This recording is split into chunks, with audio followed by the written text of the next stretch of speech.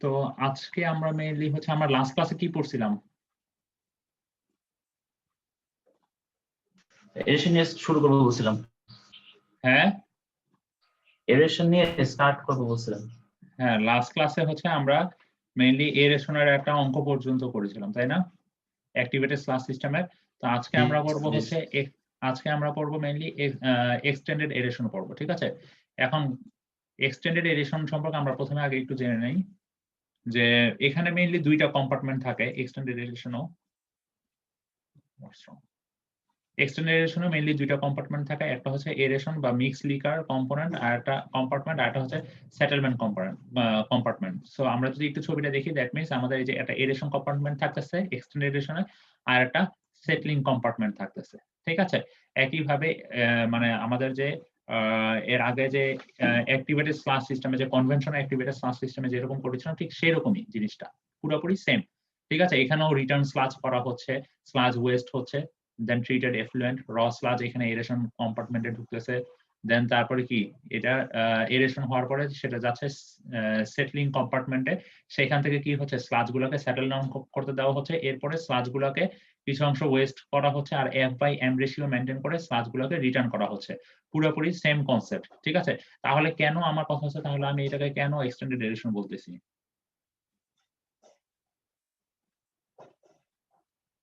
আমি কেন এখানে এটাকে এক্সটেন্ডেড এডিশন বলতেছি? তাহলে জিনিসটা তো পুরোপুরি আগের মতোই, তাই না? কনভেনশনাল অ্যাক্টিভেটেড ক্লাস সিস্টেমের মতোই আমাদের। তাহলে এটাকে এক্সটেন্ডেড এডিশন বলার মেইন রিজনটা কি কেউ বলতে পারবেন? দেখেন এখানে কিন্তু সেম জিনিসগুলাই কম্পোনেন্ট গুলাই আছে, তাই না? এডিশন কম্পার্টমেন্ট, এই ডায়াগ্রামটা কি পুরোপুরি সেম না? কোনো ডিফারেন্স দেখা যাচ্ছে? তাহলে তাহলে আমার কথা হচ্ছে এক্সটেন্ডেড এডিশন আর হচ্ছে আমরা যে এর আগে কনভেনশনাল অ্যাক্টিভেটেড ক্লাস সিস্টেম পড়লাম, এই দুটোর মধ্যে আসলে পার্থক্যটা কি? আমাদের চেম্বার গুলোও সেম, তাহলে পার্থক্যটা কোথায় হচ্ছে আসলে? স্যার কি এখানে কি স্যার এক্সট্রা কোনো ইন্ট্রোডিউস করা হয়? সরি, এক্সট্রা কোনো খালি রাখা হয়? এয়ার ইন্ট্রোডিউস করা হয়? না, সেটাও না, সবকিছুই সেম এখানে। স্যার এরেশন কম্পার্টমেন্টে একটা জিনিস এক্সট্রা ইউজ করা হচ্ছে মনে হচ্ছে। না, এখানে কোনো কিছু এক্সট্রা ইউজ করা হচ্ছে না, সবকিছুই সেম, বাট যে ডিফারেন্সটা আমরা যদি ডিফারেন্সটা একটু ভালোভাবে খেয়াল করতে চাই তাহলে দেখি এটা হচ্ছে কনভেনশনাল অ্যাক্টিভেটেড ক্লাস সিস্টেম, আমাদেরকে একটা টেবিল ফলো করতে হবে। সো এই টেবিল অনুযায়ী যদি আমরা দেখি কনভেনশনাল অ্যাক্টিভেটেড ক্লাস সিস্টেমে এই মিন সেল রেসিডেন্স টাইম বা যেটাকে আমরা কি স্লাজ এজ বলেছিলাম, ঠিক আছে? টিসি দিয়ে আমরা প্রকাশ করেছিলাম, এসআরটি যেটাকে বলি, ঠিক আছে? সো সেইটা ছিল হচ্ছে আমাদের কত 4 থেকে 15, কিন্তু আমাদের যখন এক্সটেন্ডেড এরেশনে যাচ্ছি তখন সেটা কত হয়ে যাচ্ছে 20 থেকে 30 দিন, ঠিক আছে? আর একটু ভালোভাবে যদি দেখি যে আমাদের এই হাইড্রোলিক রিটেনশন টাইম বা আমরা সেটাকে কি বলি, হাইড্রোলিক রিটেনশন টাইমকে সংক্ষেপে কি বলা হয়? Sir HRT। So conventional activated class সিস্টেমে দেখা যাচ্ছে যে HRT এর মান হচ্ছে আমাদের 4 থেকে 8 দিন। দ্যাট মিন্স আমাদের হচ্ছে কি সেখানে 4 থেকে 8 দিন HRT হাইড্রোলিক রিটেনশন টাইম, আর যেখানে আমাদের এক্সটেন্ডেড এডিশনের জন্য সেটা হয়ে যাচ্ছে কি 18 থেকে 24 দিন। দ্যাট মিন্স আমরা যদি এক্সটেন্ডেড এডিশন ইউজ করি আমাদের কি রিটেনশন টাইম আমাদের হচ্ছে এই যে স্লাজ যে সেটিং হওয়ার জন্য যে টাইমটা আমাদের যে রিটেনশন টাইম সেটা কিন্তু পরিমাণ কিন্তু অনেক বেড়ে যাচ্ছে, তাই না? অনেক দিন হয়ে যাচ্ছে, তাই না? তো মানে সরি, এটা হচ্ছে আওয়ারে। দ্যাট মিন্স আমাদের 18 থেকে 24 ঘন্টা আমাদের hydraulic retention time. That means অনেক সময় ধরে এটাকে সেটেল হতে দিচ্ছি। তো তাহলে এখন তাহলে আসলে ডিফারেন্সটা কোথায়? কেন আমি এই এক্সটেন্ডেড এডিশনে কেন আমি এত বেশি হাইড্রোলিক রিটেনশন টাইম দিচ্ছি? আমি কম দিলে কি সমস্যা হইতো? এক্সটেন্ডেড এডিশনে এইজন্য বেশি দেওয়া হয় কারণ এখানে মেইনলি আমাদের কি এলিমিনেট করা হয়? এখানে মেইনলি আমাদের অ্যামোনিয়াটা এলিমিনেট করা হচ্ছে। এইজন্যই আমাদের বেশি হাইড্রোলিক রিটেনশন টাইম লঙ্গার HRT লাগতেছে। ঠিক আছে? সো আমাদের এক্সটেন্ডেড এডিশনের সাথে কনভেনশনাল অ্যাক্টিভেটেড ক্লাস সিস্টেমের মেইন যে ডিফারেন্স সেটা হচ্ছে আমাদের এক্সটেন্ডেড এডিশনে হাইড্রোলিক রিটেনশন টাইমটা অনেক বেশি। একইভাবে আমাদের স্লাজ এজ বা হচ্ছে মিন সেল রেসিডেন্স টাইম যেটাই বলি না কেন সেই ভ্যালুটাও বেশি থাকে। একইভাবে আমরা যদি দেখি যে ভলিউমেট্রিক লোডিং এর ভ্যালুটা তখন 0.16 থেকে 0.4 এর মধ্যে থাকতেছে। ঠিক আছে? দ্যাট মিন্স ভলিউমেট্রিক লোডিং এর ভ্যালুটা আমাদের কমে যাচ্ছে। এক্সটেন্ডেড এডিশনে। সো এটাই হচ্ছে মেইনলি আমাদের পার্থক্য এক্সটেন্ডেড এডিশন আর হচ্ছে আমাদের কনভেনশনাল অ্যাক্টিভেটেড স্লাশ সিস্টেমের মধ্যে। ঠিক আছে? সো এখানে আর কিছুই না। Sewage which will usually be screened flow to the aeration compartment while it is aerated in the admixture with activated sludge. জিনিসগুলো পুরোপুরি সেম। ঠিক আছে? আমরা যে কনভেনশনাল অ্যাক্টিভেটেড স্লাশ সিস্টেমে করে আসছি এখানে কি হচ্ছে এক্সটেন্ডেড এডিশনও সেম জিনিস। আমাদের যে র সুয়েজ থাকবে সেই র সুয়েজটা প্রথমে যাবে হচ্ছে এরেশন কম্পার্টমেন্টে।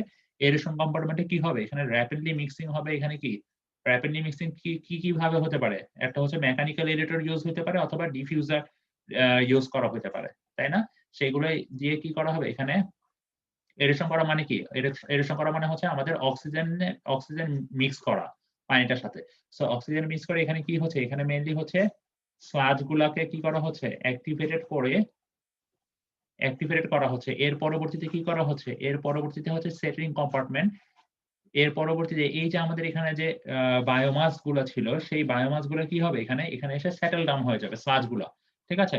সো এই যখন সেটেল হয়ে যাওয়ার পরে কি হবে আমাদের উপরের যে ওয়াটারটা থাকবে সেই ওয়াটারটাকে আমরা এফ্লুয়েন্ট হিসেবে দিব আর নিচের যে সেটেল যে স্লাজ গুলো থাকবে সেই স্লাজ গুলোকে আবার কিছু পোর্শন রিটার্ন করাবো কতটুকু F/m এর রেশিওটা মেইনটেইন করে। That means volumetric load F/m food for micro organism যে রেশিওটা থাকবে সেই রেশিওটা মেইনটেইন করে হচ্ছে আমরা রিটার্ন করাবো আর বাকি অংশগুলো কি ওয়েস্টেজ স্লাজ থাকবে। বুঝা গেছে বিষয়টা? তার মানে হচ্ছে এক্সটেন্ডেড এডিশন আর হচ্ছে আমরা যদি বলি কনভেনশনাল অ্যাক্টিভেটেড স্লাশ সিস্টেম দুইটার মধ্যে দুইটার মেকানিজম কাজকর্ম সবকিছু সেম, কিন্তু কোথায় আমি এক্সটেন্ডেড এডিশন ইউজ করব আর কোথায় আমি অ্যাক্টিভেটেড স্লাশ সিস্টেম ইউজ করব এটা আমাদের বুঝতে হবে। আমাদের যে র সুয়েজটা পাচ্ছি সেই র সুয়েজের মধ্যে কি আছে, যেমন র সুয়েজের মধ্যে যদি আমাদের অনেক বেশি অ্যামোনিয়া থাকে তখন কি করতে হবে, তখন আমাদের এই এক্সটেন্ডেড এডিশন ইউজ করতে হবে। দ্যাট মিন্স আমাদের একটা লঙ্গার হাইড্রোলিক রিটেনশন টাইম দিতে হবে। ঠিক আছে? এই অ্যামোনিয়া এলিমিনেট করার জন্য। আচ্ছা সেই জিনিসটা এখানে দেখানো হয়েছে যে এসআরটি এর ভ্যালু অনেক বেশি, এইচআরটি এর ভ্যালুও বেশি। এখানে কি অ্যামোনিয়া 100% এলিমিনেট হয়? 100% কিনা সেইটা না, আসলে পুরোপুরি যে হবে সেটা না, হয়তো বা ম্যাক্সিমাম পোর্শনই হয়ে যাবে, এলিমিনেট হয়ে যাবে। ঠিক আছে? আর হচ্ছে ভলিউমেট্রিক লোডিং এর ভ্যালুটা কম থাকে। আচ্ছা এখন আমরা একটা এই এক্সটেন্ডেড এরেশন থেকে মেইনলি একটা অঙ্ক করব। এক্সটেন্ডেড এরেশন এখানে কি বলা হয়েছে, and extended aeration STP treatments treats 1500 meter cube of sewage daily with a BOD concentration of 300 milligram per litre. আচ্ছা আরেকটা জিনিস, আমরা এর আগে যে সূত্রগুলো ইউজ করেছিলাম না কনভেনশনাল অ্যাক্টিভেটেড স্লাশ সিস্টেমে, সেম সূত্রগুলো এখানে এই এক্সটেন্ডেড এরেশনের জন্য ইউজ করব। ঠিক আছে? কোনো ডিফারেন্স নাই। যেমন এখানে ছিল কি আমাদের, এখানে ছিল কিউ নট, এখানে কি ছিল আর এস নট, তাই না? এই জিনিসগুলো ছিল না? তো এখানেও ঠিক সেম ভাবে এই জিনিসগুলো করব। ঠিক আছে? তো এখন কি বলা হয়েছে, আমাদের হচ্ছে এক্সটেন্ডেড এডিশন ইউজ করছে। আচ্ছা এখন দেখেন আমাদের হচ্ছে তার মানে সুয়েজ কতটুকু র সুয়েজ আসতেছে, দ্যাট মিন্স এই ভ্যালুটা কি আমাদের, এই ভ্যালুটা কি ডিনোট করবে 1500 metre cube per day Q naught, তাই না? এটা হচ্ছে আমাদের র সুয়েজ। আর BOD concentration of 300 milligram per litre, that means এটা কি বুঝাচ্ছে আমাদের, এটা হচ্ছে ইনফ্লুয়েন্ট, তাই না? এটা হচ্ছে ইনফ্লুয়েন্ট, দ্যাট মিন্স তখন আমাদের কোনো ট্রিটমেন্ট করা হয় না, দ্যাট মিন্স তখন সেটাকে বুঝাবো আমরা এস নট দিয়ে। তারপর বলা হয়েছে কি calculate the volume required for the aeration compartment, that means আমাদের এই এরেশন কম্পার্টমেন্টের ভলিউম বের করতে বলা হয়েছে। সো এটাকে আমি এই ভলিউমের এই সাইন দিয়ে ডিনোট করলাম। আর hence check the hydraulic retention time. আচ্ছা আমাদেরকে কি চেক দিতে বলছে, hydraulic retention time, that means আমাদের এইচআরটি চেক দিতে বলছে, আর কি চেক দিতে বলছে, ভলিউমেট্রিক লোডিং। এই দুইটা জিনিস আমাদের চেক করতে হবে। আর কি বলছে, determine the quantity of sludge wasted per day. দেখেন আমরা এর আগেও কিন্তু করে আসছি যে কতটুকু স্লাজ ওয়েস্ট হয়েছে, এই কিন্তু জিনিসগুলো কিন্তু সেম। ঠিক আছে? অঙ্কের প্রসিডিউর পুরোপুরি সেম। দ্যাট মিন্স আমাদের quantity of sludge wasted per day বের করতে হবে। আর এখানে কি বলে দিয়েছে, আমাদের অ্যাজিউম এ এমএলএসএস কনসেন্ট্রেশন। এমএলএসএস দিয়ে কি বুঝায় বলেন তো, এমএলএসএস দিয়ে কি বোঝায়?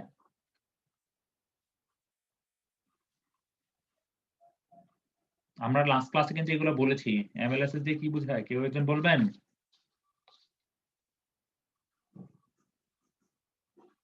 এমএলএসএস এমএলএসএস দিয়ে বোঝাচ্ছে মিক্স লিকার সাসপেন্ডেড সলিড। কি খেয়াল নাই? এগুলো কি বলা ভুলে হয়েছিল গেছিলাম, আগে? জি স্যার, বলা হয়েছে স্যার। তার মানে কি এমএলএসএস আসলে MLSS mix liquor suspended solid আসলে আমরা কি বুঝতেছি?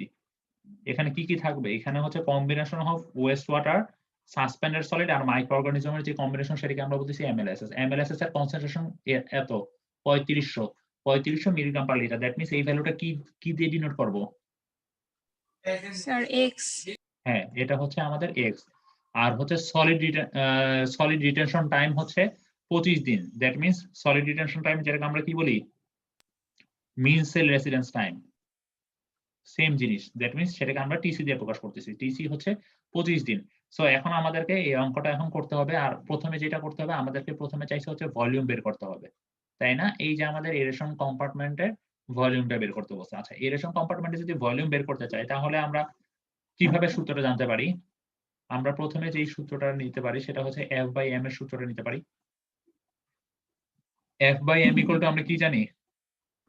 Q naught by Vx। S naught S naught divided by Vx. Divided by Vx। ঠিক আছে, এখন দেখেন F বাই M এর এই ভ্যালুটা কিন্তু আমাদের এখানে দেওয়া আছে। এই ভ্যালুটা কি দেওয়া আছে এখানে? দেওয়া নাই। সো F বাই M এর ভ্যালুটা আমরা কোথায় পেতে পারি? আমরা যদি একটু খেয়াল করি F বাই M এর ভ্যালুটা, আচ্ছা এই যে দেখেন এখানে ফুড টু মাস রেশিও দেওয়া আছে। এটা হচ্ছে আমাদের F বাই M এর ভ্যালু, ঠিক আছে? ফুড টু মাস রেশিও। সো এটা আমরা কি ইউজ করতেছি? এক্সটেন্ডেশন। এক্সটেন্ডেশনের জন্য আমাদেরকে বলে দিয়েছে কি 0.05 থেকে 0.15 এর মধ্যে নিতে হবে। সো আমরা ধরে নিলাম 0.1, ঠিক আছে? সো এই চার্ট আপনাদের যদি পরীক্ষা কোশ্চেনে দেওয়া হয় তাহলে এই চার্টটা দিয়ে দিবে। সো আমরা ধরে নিলাম 0.1। সো আমরা এখন যদি অঙ্ক করি তাহলে F by M equal to Q naught S naught volume times x। So এই F বাই M এর মানটা আমরা টেবিল থেকে পাচ্ছি। টেবিল থেকে কত পাচ্ছি? টেবিল থেকে আমি ধরে নিলাম 0.1। আপনি যদি 0.2 দিয়ে সরি 0.12 দিয়েও করতে চান করতে পারেন, কিন্তু আমি 0.15 পর্যন্ত নিতে পারবো। এই টেবিল থেকে আমাকে বলে দিয়েছে, ঠিক আছে? সো আমাদের কিউ নটের মান জানি, এটা কি আমাদের কিউ নট ছিল। এস নটের মান কোনটা ছিল? এটা, ঠিক আছে? আর এক্স এর ভ্যালু কোনটা ছিল? এইটা, তাই না? সো তাহলে আমাদের আননোন থাকতেছে কি শুধু ভলিউমটা না? জি স্যার। সো আমরা কি ভলিউম বের করতে পারবো? কেউ একজন বলেন, বের করে বলেন আমাকে ভলিউমের ভ্যালুটা কত আসে? কেউ একজন আমাকে বলেন ভলিউমের ভ্যালুটা কত আসে?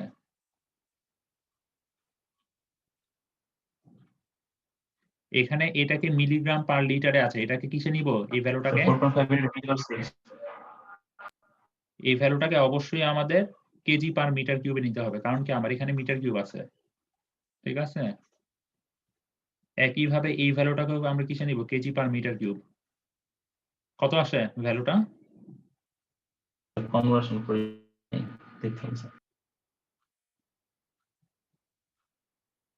এই ওয়েস্ট ওয়াটারে কিন্তু কনভার্সন গুলো কিন্তু খেয়াল করে করতে হবে। কনভার্সন গুলো অনেকে করে না, কনভার্সন ছাড়া অঙ্ক করে, পুরো অঙ্কটা ভুল হয় করে।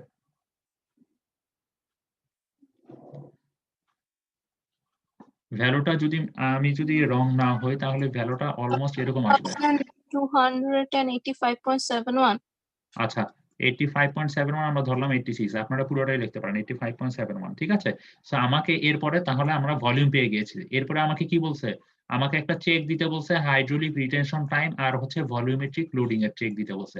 তাহলে আমরা এইচআরটি চেক দিতে হবে। এইচআরটি এর চেক কিভাবে করতে পারি? আমরা কি জানি এইচআরটি এর সূত্রটা কি? এইচআরটি সূত্রটা আমরা কি জানি? HRT equal to Volume divided by Q naught. Volume divide by Q naught. Volume divided by Q naught times 24 hour, তাই না? Yes, sir. সো আমরা যদি এখানে ভ্যালুগুলো বসাই তাহলে কত ভ্যালু পাবো দেখেন?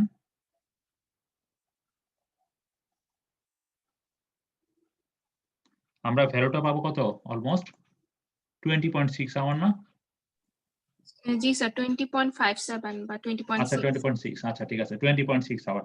এখন আমরা যদি আমাদের আগের স্লাইডে যাই তাহলে আমরা চেক দিয়ে দেখলাম যে আমাদের এইচআরটি পাইছি 20.6। এখন আমাদেরকে এখানে টেবিল অনুযায়ী এই টেবিলের একটা শুধুমাত্র এই এক্সটেন্ডেড এডিশনের পার্টটুকু এখানে তুলে দেওয়া আছে, ঠিক আছে?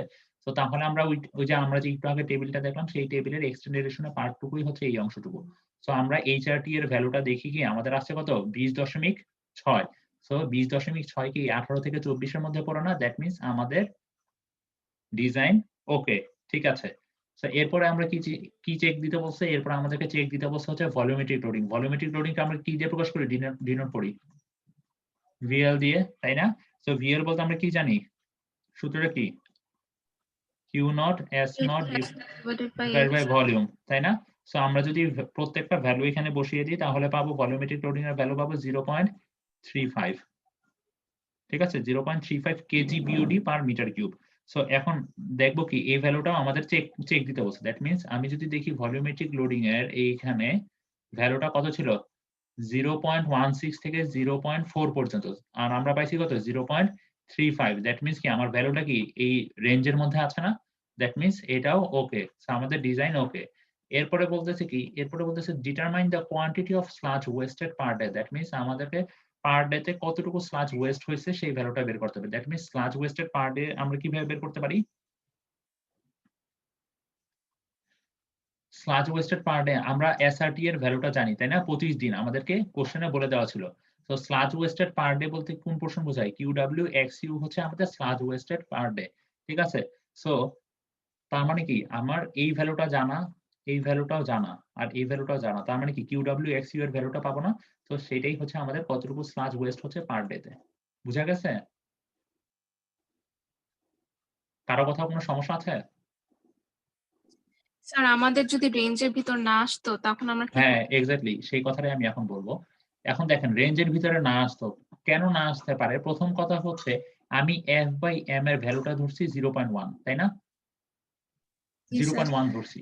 আচ্ছা, এখন আমি এই এফ বাই এম এর মানটা 0.1 না ধরে আমি আমাদের রেঞ্জ কত ছিল? আমাদের রেঞ্জ এফ বাই এম এর জন্য রেঞ্জ কত ছিল? 0.15 পর্যন্ত। 0.15 পর্যন্ত। কত থেকে? 0.05 থেকে, তাই না? সো আমি ধরলাম কি 0.06 ধরলাম। সো আপনারা করেন তো 0.06 ধরে করেন তো, দেখেন তো ভলিউম কত আসে?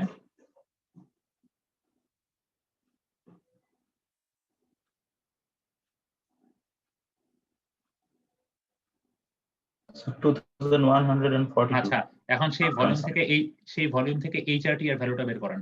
Hydraulic retention time.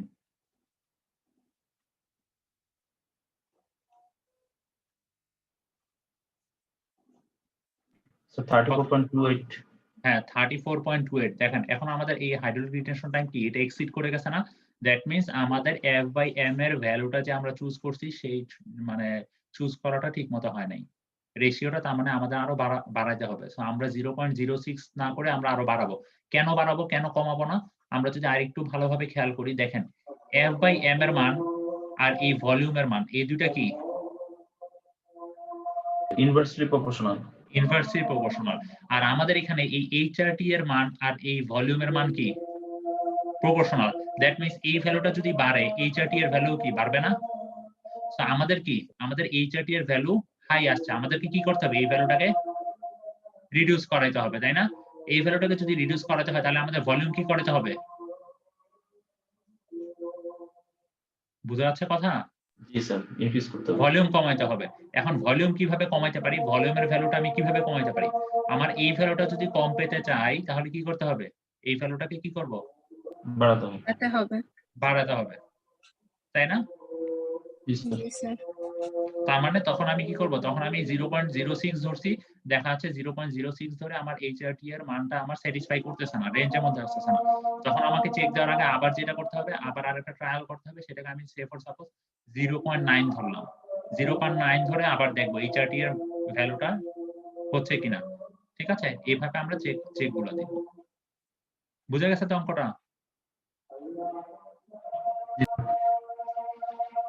কারো কোথাও কোনো সমস্যা আছে অঙ্কের? না স্যার। আচ্ছা, ঠিক আছে। যদি অঙ্কটা আমরা ক্লিয়ার হয়ে থাকি, এরপরে হচ্ছে আরেকটা টপিক আমরা চলে যাব। সেটা হচ্ছে যেটাকে আমরা বলা হয় এসবিআর বলা হয়, সিকোয়েন্সিং ব্যাচ রিঅ্যাক্টর। ঠিক আছে? সংক্ষেপে যদি বলতে চাই সিকোয়েন্সিং ব্যাচ রিঅ্যাক্টর। তো সিকোয়েন্সিং ব্যাচ রিঅ্যাক্টরটা আসলে কি জিনিস? এটাকে অনেক সময় যেটা বলা হয় এটাকে অনেক সময় SBR is a fill and draw activity slash system. আপনাদের পরীক্ষায় SBR ডিরেক্টলি উল্লেখ না করে বলতে পারে যে fill and draw activity slash system slash সিস্টেমের অপারেশন ফেজ গুলো ডেসক্রাইব করো। That means fill and draw activity slash system বলতে আমরা কি বুঝবো? SBR। এখন কথা হচ্ছে এটাকে কেন fill and draw activated slash system বলা হচ্ছে, ঠিক আছে? কারণ কি? কারণটা এখানে বলে দেওয়া আছে, in the system waste water is added to a single batch reactor and then discharge. কারণ কি? আমরা এর আগে যেগুলো দেখেছি, এর আগে এক্সটেন্ডেড এরেশন দেখেছি, এর আগে কনভেনশনাল অ্যাক্টিভেটেড স্ল্যাশ সিস্টেম দেখেছি। সেখানে কম্পার্টমেন্ট কয়টা ছিল আমাদের? প্রথমে কি ছিল? প্রথমে হচ্ছে আমাদের এরেশন ট্যাঙ্ক ছিল, এর পরবর্তীতে কি ছিল?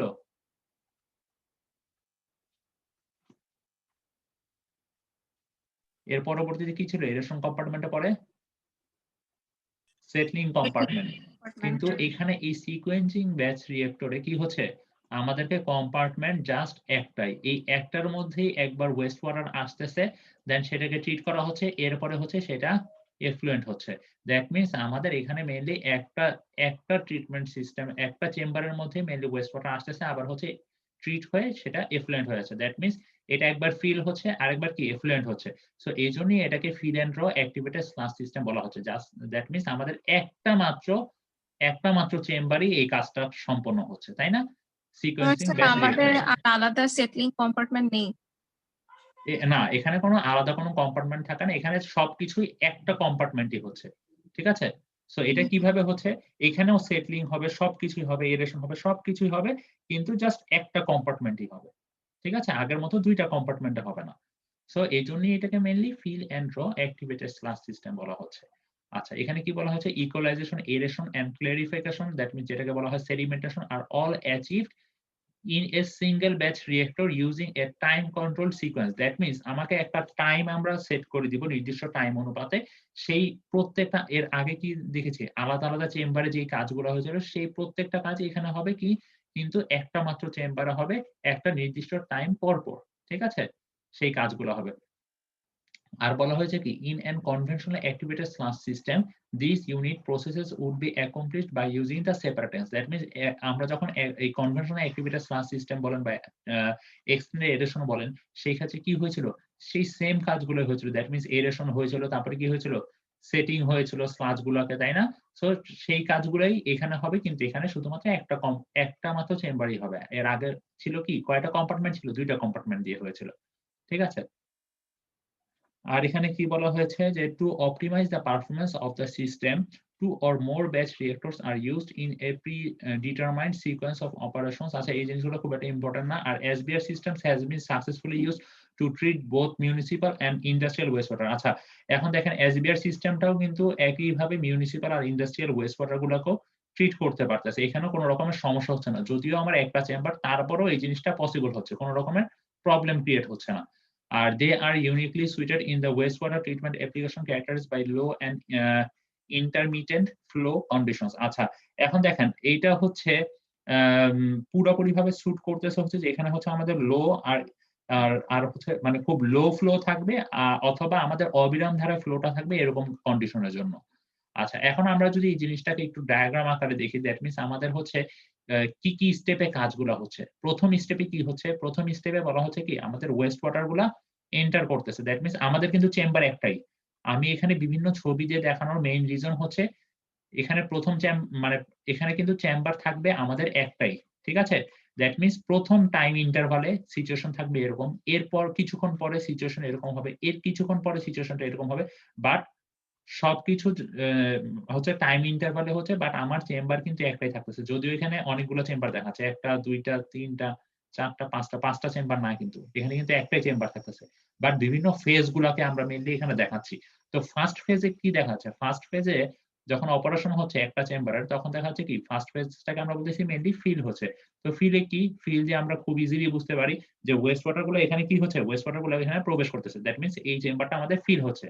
তো এই চেম্বার একটাই, সেই চেম্বারের পরের স্টেপে, পরের ফেজে যদি যাই, পরের স্টেপে কি হচ্ছে? আমাদের হচ্ছে রিঅ্যাক্ট হচ্ছে। দ্যাট মিন্স পরের ফেজে ওয়েস্ট ওয়াটার গুলাকে এরেটেড করা হচ্ছে। আর এখানে এরেটেড কিভাবে করতেছি? যে আমরা এয়ার সাপ্লাই দিয়ে এরেটেড করতেছি। দ্যাট মিন্স আমাদের চেম্বার একটাই। সো প্রথম কাজে কি করছি? চেম্বারটাকে ওয়েস্ট ওয়াটার দিয়ে ফিল করতেছি। সেটাকে আমি বলেছি ফিল। দ্বিতীয় স্টেপে কি করেছি, এই যে এখন ফিল আপ হয়ে গেছে, এখন কি করব, এটাকে আমরা এরেশন করব, দ্যাট মিন্স এয়ার মিক্সিং করাবো, ঠিক আছে। আর এরেশন টাইম, যে আমাদের যে এরেশনের যে রিঅ্যাকশন টাইমটা কতটুকু দিব সেটা ডিপেন্ড করতেছে আমরা এফ্লুয়েন্টটা কিরকম কোয়ালিটির চাচ্ছি সেটার উপর ডিপেন্ড করে মেইনলি হচ্ছে এই এরেশনটা হবে।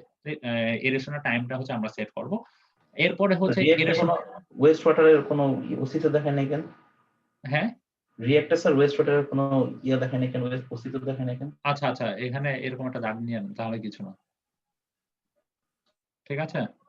তো এরপরে হচ্ছে কি হচ্ছে, এরপরে হচ্ছে রিঅ্যাক্ট হয়ে গেল, এরেশন হয়ে গেল আমাদের কি, এরপরে হচ্ছে আমরা কি করেছিলাম আগে, এরেশন হওয়ার পরে কি কি করা হয়, সেটেল। সেটা সেটেল করতে দেই। দ্যাট মিন্স এখন আমাদের এরেশন শেষ, এরপরে কি হবে, এরপরে জিনিসগুলোকে সেটেল করতে দেব। দ্যাট মিন্স প্রত্যেকটা কাজ কিন্তু দেখা যাবে কি এখানে একটাই চেম্বার কিন্তু কয়েকটা ভালভ থাকবে, ভালভের গুলা নির্দিষ্ট টাইম ইন্টারভাল পর পর কিন্তু তারা অপারেট করবে, অটোমেটিক জেনারেশন হবে, ঠিক আছে। সো দ্যাট মিন্স আমাদের থার্ড ফেজে গিয়ে যেভাবে অপারেশনটা হবে সেটা হচ্ছে আমরা ওয়েস্ট ওয়াটারে কিছুই হবে না, ওয়েস্ট ওয়াটার গুলোকে আমাদের সেটেল হতে দেওয়া হবে। সেটেল হতে দিলে কি হবে, গ্র্যাভিটির থ্রোতে আমাদের যে এখানে যে স্লাজ গুলো আছে সেগুলো সেটেল ডাউন হয়ে যাবে, ঠিক আছে।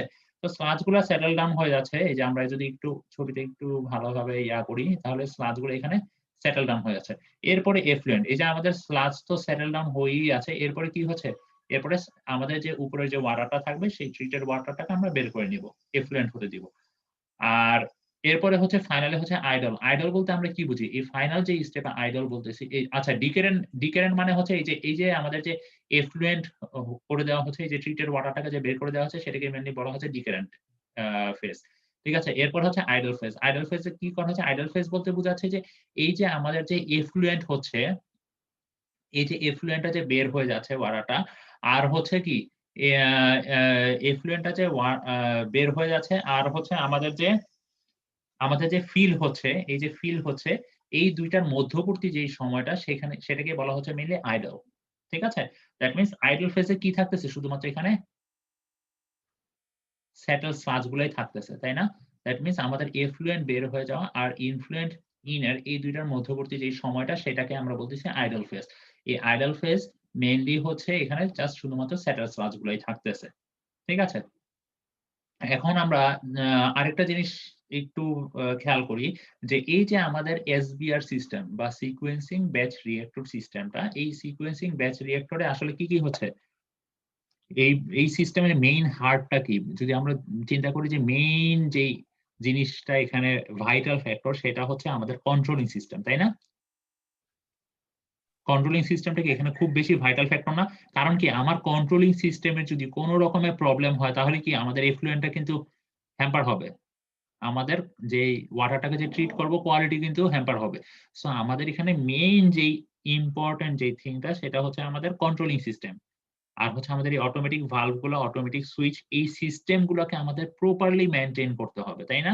কারণ কি জিনিসটা কি হবে, জিনিসটা অটোমেটিক সিস্টেম, এখানে আমরা একটা টাইম ইন্টারভাল অনুযায়ী জিনিসটাকে সেট করে দিব, একটা চেম্বারের মধ্যে সবগুলো কাজ হয়ে যাচ্ছে, বুঝা গেছে। সো এখানকার মেইন হার্ট হচ্ছে আমাদের কন্ট্রোলিং সিস্টেমটাই এখানে সব থেকে বেশি ইম্পর্টেন্ট, আর এই কন্ট্রোলিং সিস্টেমটা আমাদের রেগুলার বেসিসে এটা মেইনটেইন করতে হচ্ছে, ঠিক আছে। এই সিকোয়েন্সিং ব্যাচ রিঅ্যাক্টরে দ্যাট মিন্স এটা একটা ডিসঅ্যাডভান্টেজ, যে আমাদের খুব ভালো লেভেলের মেইনটেনেন্স দরকার হয়, ঠিক আছে। এখানে কোন রকমের যদি কন্ট্রোলিং সিস্টেমে ঝামেলা হয় তাহলে কিন্তু আমাদের এফ্লুয়েন্টের ঝামেলা হয়ে যাবে। কারণ কি, সে ফর সাপোজ দেখা যাচ্ছে যে আমাদের কন্ট্রোলিং সিস্টেমে আমরা টাইম সেট করে দিয়েছি, যে আমাদের এখানে এরেশন টাইম যাওয়ার কথা ছিল, সে ফর সাপোজ এরেশনের জন্য আমরা দিলাম কতদিন, যদি আমরা চিন্তা করি এরেশনের জন্য সে ফর সাপোজ আমাদের টাইম বরাদ্দ থাকার কথা, যেখানে সে ফর সাপোজ 23 আওয়ার্স, সেখানে সামহাউ কোনো কারণে কন্ট্রোলিং সিস্টেমের কোনো ঝামেলার জন্য হয়ে গেল 20 আওয়ার্স। দ্যাট মিন্স কি আমার প্রপার এরেশন হয়েছে, বায়োমাস গ্রোথ হওয়ার জন্য কি প্রপার টাইম পাইছে তারা, পায় নাই। সো সেই ক্ষেত্রে কিন্তু আমাদের এফ্লুয়েন্টের ঝামেলা হয়ে যাচ্ছে, ঠিক আছে। দ্যাট মিন্স আমাদের যে বায়োমাস গ্রোথ হয়ে বায়োমাস গুলা যে ফুড গুলাকে যে কনজিউম করবে তারা কিন্তু প্রপারলি কনজিউম করতে পারে নাই। সো আমাদের এই জন্যই এখানে কন্ট্রোলিং সিস্টেমটা সব থেকে বেশি বেশি ইম্পর্টেন্ট, ঠিক আছে। তো এখন আমরা এই যে এসবিআর এর কি কি অ্যাডভান্টেজ আর আর ডিসঅ্যাডভান্টেজ একটা আছে, কোশ্চেন ছিল, হ্যাঁ বলেন। স্যার আইডিয়াল ফেসে তো স্যার আমার স্লাশ জমা হওয়ার কথা না, কারণ স্যার আমার ফিল্টার্ড ওয়াটারটাই তো ওখানে যাচ্ছে কোথায়? স্যার আইডিয়াল ফেসে। হ্যাঁ, স্লাজ জমা হওয়ার কথা না, কেন? স্যার আমার ফিল্টার্ড ওয়াটারটাই তো এখানে যাচ্ছে না, ইন্টার করছে না। আচ্ছা, আইডল ফেজে দেখেন, আইডল ফেজে কি হচ্ছে, আমাদের এই যে এখান থেকে যে ওয়াটারটা ছিল না, আমাদের কি এখানে স্লাজ গুলোকে সেটেল ডাউন হতে দিয়েছি, তাই না? জি স্যার। ডিকেন্ট ফেজে স্লাজ যখন সেটেল ফেজে তো স্লাজ সেটেল হয়ে গেছে, আর ডিকেন্ট ফেজে কি হচ্ছে, এই যে স্লাজ তো সেটেল আছে, আমাদের উপরের যে ট্রিটেড ওয়াটারটা সেটাকে আমরা সরিয়ে নিচ্ছি, তাই না? দ্যাট মিনস আমাদের এক্সটেন্ডেড এরেশন অনুসারে সেটাকে আমরা এফ্লুয়েন্ট বলতেছি, তাই না? যদি আগের এরেশনের মতো করে চিন্তা করি। আর এই যে সেটেল যে স্লাজটা, সেই সেটেল স্লাজ কিন্তু আমাদের রয়েই যাচ্ছে। সেটেল স্লাজকে আমরা সরাচ্ছি আর কোনো কিছু কি সরানো হয়েছে বা বের হয়ে গেছে এফ্লুয়েন্টের সাথে? এফ্লুয়েন্টের সাথে কিন্তু যাচ্ছে না সেটেল স্লাজটা। দ্যাট মিনস সেটেল স্লাজটা আমাদের আইডল ফেজেও থেকেই যাচ্ছে। ঠিক আছে? দেখা যাবে যে এই সেটেল স্লাজে কিছু অংশ আমাদের ওই যে এর আগে মানে এরেশনে আমরা যেটা করেছিলাম, কিছু অংশ ওয়েস্টেড স্লাজ দিয়েছিলাম না? এখানে দেখা যাবে যে কিছু অংশ ওয়েস্টেড স্লাজ করা হবে। এখানে কোনো রকম রিটার্ন করানো হবে না। যতটুকু দরকার ততটুকুই রাখা হবে। বাকি যে এক্সেস অ্যামাউন্ট অফ স্লাজ থাকবে সেটাকে ওয়েস্টেড করে বের করে নেওয়া হবে। আর বাকি স্লাজটুকু F/M রেশিও মেইনটেইন করে এখানে অবস্থান করবে আইডল জি ফেজে। স্যার, বুঝতে দ্যাট পারছি। মিনস আইডল ফেজের মেইন বিশেষত্ব হচ্ছে আমাদের এখানে স্লাজ থাকতেছেই, কিন্তু মেইন আইডল ফেজ বলতে আমাদের বোঝানো হয়েছে কি, এই যে এফ্লুয়েন্টটা চলে যাচ্ছে আর ইনফ্লুয়েন্ট ইন হচ্ছে, এই দুইটার মধ্যবর্তী যেই ফেজটা সেটাকে মেইনলি হচ্ছে আইডল ফেজ বলা হচ্ছে। বুঝা গেছে? জি স্যার। আচ্ছা, তো এখন আমরা অ্যাডভান্টেজ আর ডিসঅ্যাডভান্টেজ গুলো যদি দেখি, অ্যাডভান্টেজে কি, require less space since equalization, biological treatment and sedimentation can be achieved in a single reactor. That means, say for suppose কিছু কিছু কান্ট্রি যেমন হচ্ছে আপনার সিঙ্গাপুরের কথা যদি চিন্তা করেন, সিঙ্গাপুর দেশটা কিন্তু অনেক ছোট। ঠিক আছে? আপনারা জানেন কিনা আমি জানি না। তো সিঙ্গাপুর দেশটাকে আপনি বলতে পারেন ওদের দেশের যে আয়তন হচ্ছে মানে আমাদের ঢাকা সিটির অলমোস্ট সমান। ঠিক আছে? এত ছোট। তো ওদের দেশের জন্য যদি অ্যাক্টিভেটেড স্লাশ সিস্টেম বা কনভেনশনাল অ্যাক্টিভেটেড স্লাশ সিস্টেম বা এক্সটেন্ডেড এরেশন এগুলো যদি সেট করতে যায় তাহলে দেখা যায় অনেক ক্ষেত্রেই প্রবলেম হয়। কারণ কি ওদের ল্যান্ড অ্যাভেইলেবিলিটি কিন্তু খুবই কম। সো সেই ক্ষেত্রে আমাদেরকে কোন সিস্টেমের দিকে চুজ করতে হবে? অবশ্যই সিকোয়েন্সিং ব্যাচ রিঅ্যাক্টরের দিকে যেতে হবে, তাই না? কারণ কি? কারণ এখানে আমাদের স্পেস খুব কম স্পেসের মধ্যে আমরা সেম কাজটাই করতে পারতেছি। খালি শুধুমাত্র আমাদের মেইনটেন্যান্সটা খুব প্রপারলি মেইনটেইন করতে হবে। তাই না? দ্যাট মিনস যে সমস্ত দেশের ল্যান্ড অ্যাভেইলেবিলিটির একটা প্রবলেম থাকবে সেই সমস্ত দেশ এই সিকোয়েন্সিং ব্যাচ রিঅ্যাক্টরটা চুজ করতে পারে। এটা হচ্ছে তাদের একটা অ্যাডভান্টেজ। দ্যাট মিনস ল্যান্ড আমাদের কম হলেও সমস্যা নেই, আমরা এই সিকোয়েন্সিং ব্যাচ রিঅ্যাক্টরে যেতে পারবো। আর অপারেটিং ফ্লেক্সিবিলিটি অ্যান্ড কন্ট্রোল, এখানে মেইনলি হচ্ছে কন্ট্রোলটাই হচ্ছে এই অপারেটিং এর মেইন হচ্ছে হার্ট।